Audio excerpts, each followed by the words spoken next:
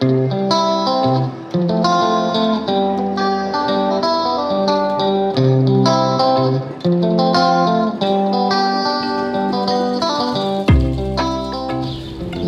Sergio. Bonjour Béatrice. Figure du 14e et très heureux de te rencontrer aujourd'hui. Tu es comédien, mais aussi musicien et danseur, et tu es professeur de théâtre dans le 14e.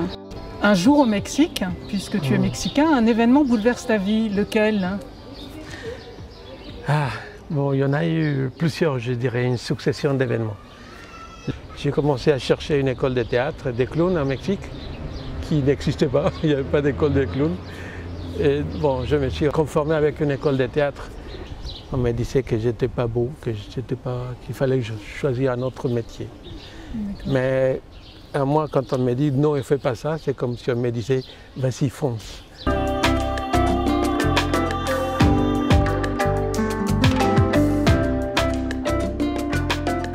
27 ans, tu arrives à Paris.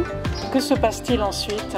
J'avais fait l'école de théâtre privée où j'ai presque dépensé toutes mes économies.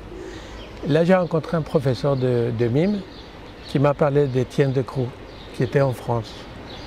Moi, je pensais qu'il était mort déjà, qu'il n'existait pas et qu'il avait laissé ses enseignements dont j'ai appris un petit peu là-bas. Et c'est pour ça que j'ai décidé de venir en France, parce que je voulais continuer cette lignée avec Étienne Decroux. Et je me suis dit, c'est pas l'argent qui va m'arrêter. Dans 2 mois, je m'en vais. Même si c'est à pied, je m'en vais. Heureusement, ma sœur habitait déjà en France. Et donc, c'est elle qui m'a envoyé un billet d'avion pour venir, tout simplement.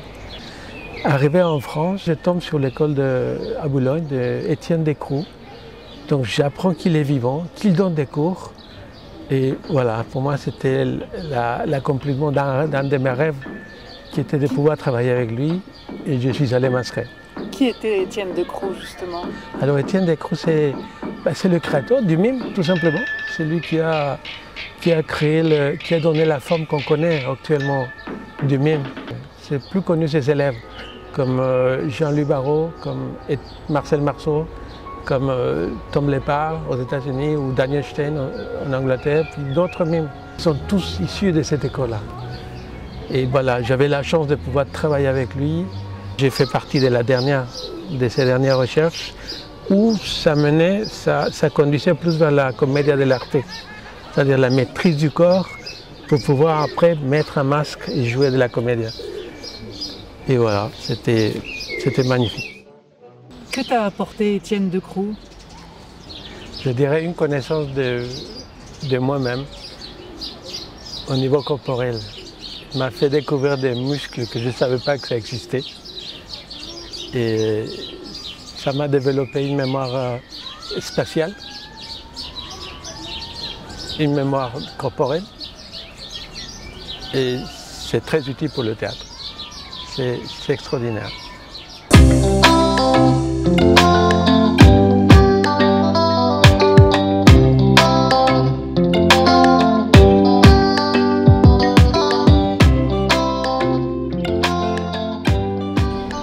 Après plusieurs tentatives, tu as fini par intégrer la troupe d'Ariane Mouchkine à Vincennes.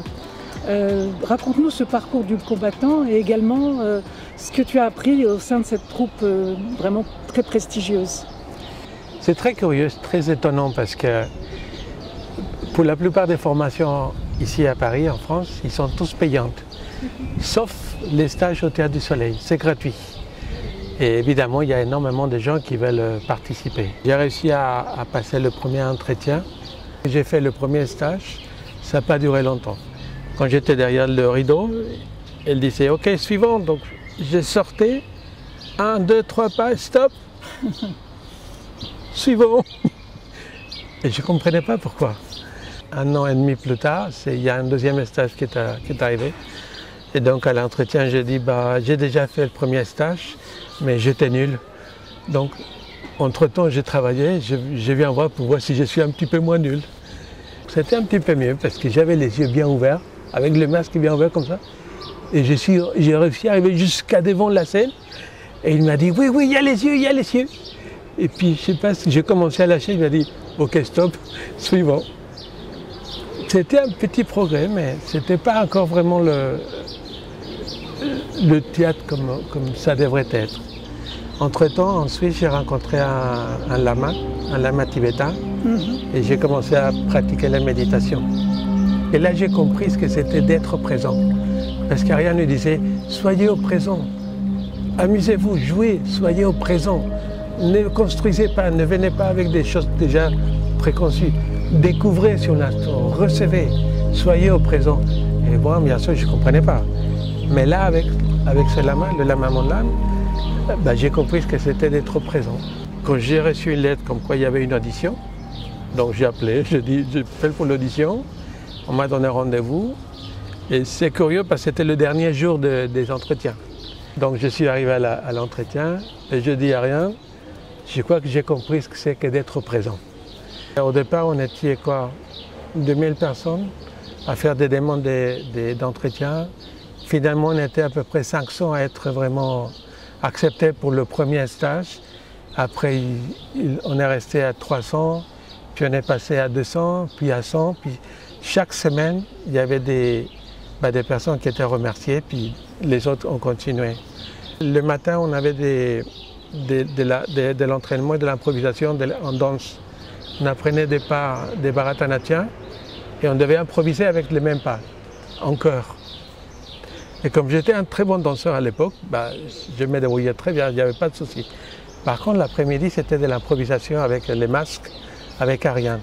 Et là, je me ramassais, mais j'ai ramé, j'arrivais pas. À la fin de la semaine, de cette semaine, on était 16 et on était restés 13 finalement qui sommes rentrés dans la troupe.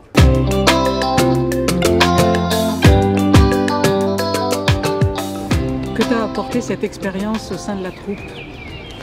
Alors j'ai beaucoup appris. D'abord, j'ai appris que la force de théâtre, c'est-à-dire à quoi ça sert le théâtre, je dirais, ça sert à éduquer le peuple.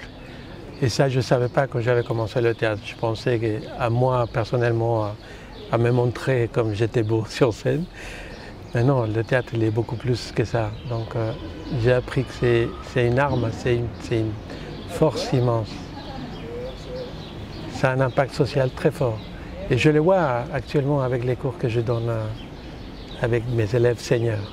Ce que j'ai appris d'autre au théâtre, c'est à écouter, à recevoir, à aimer mon prochain, à accepter que ça vient de lui, toute cette richesse qui peut m'enrichir moi-même, ça vient toujours de quelqu'un d'autre. Être plus humain, je dirais. Je ne sais pas comment dire d'autre. Et voilà, et passer à autre chose. Et tu es devenu professeur de théâtre dans le 14e. Donc je cherchais où donner des cours de théâtre et j'ai tombé sur une annonce dans le site Tous bénévoles de l'association Florimond, du Club Senior, qui cherchait un prof de théâtre. J'ai dit, tombe pile poil, ce que j'ai besoin. Donc j'ai commencé avec 3 seniors élèves. Et puis je voyais qu'ils étaient contents, que ça marchait, qu'ils s'amusaient. Au fur et à mesure des années, ça s'est augmenté. Ça, c'était en 2019. Les années se sont augmentées. Actuellement, j'ai 90 élèves seniors. C'est parce que ce projet-là de travailler avec les seniors, ça a été intéressé par d'autres associations, comme l'association philotechnique aussi, comme l'ARPE, comme la Maison de la Culture des Seniors dans le 12e.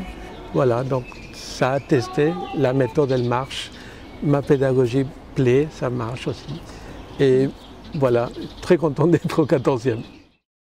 Tu es donc comédien, musicien, danseur et même photographe. Si je te dis un artiste sait, comment tu vas compléter cette phrase?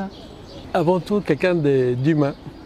C'est-à-dire quand je parle d'humain, c'est qu'il aime l'être humain. Quelqu'un qui aime l'être humain et qui l'apprécie, donc qui s'aime à soi-même, qui s'aime à lui-même et qui aime les autres.